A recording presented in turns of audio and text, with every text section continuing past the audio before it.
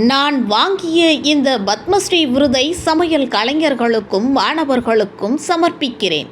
பத்மஸ்ரீ விருது பெற்ற செஃப் தாமு பேட்டி. பத்மஸ்ரீ பட்டம் அது சமையல் கலையில வாங்கினது ரொம்ப பெருமை. நாம சமையல் கலையில 2017 அங்கீகாரம் கொடுத்தாங்க. அடுத்து சவுத் இந்தியாவில் ஃபர்ஸ்ட் சவுத் இந்தியன் தமிழ்னா இந்த அவார்டு வாங்கிட்டு எக்ஸ்பீரியன்ஸ் பார்த்தீங்க அப்படின்னா மார்னிங் 11 o'clock ரிஹர்சல் நடந்தது. அதுவே வேற மாதிரி இருக்கு. அண்ட் ரொம்ப சந்தோஷம் என்னன்னா ஃபைனல்ஸ், அதாவது செரிமனி நடக்கும் போது பக்கத்துல இருந்து ரொம்ப நாளா பார்ப்போமா நினைச்சிட்டு இருந்தோம்.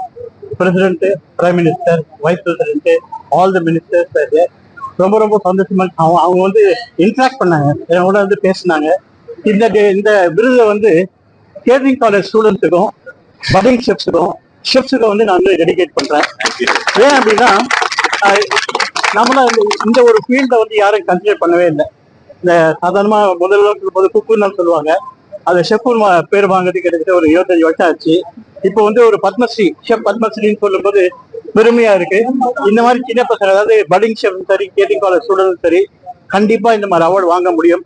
Only thing is hard work ரொம்ப இம்பார்ட்டன்ட். ஹார்ட் ஒர்க் மட்டும் இல்லாம service society is very important. இதெல்லாம் கண்டிப்பா இந்த அவார்டு வாங்கலாம்.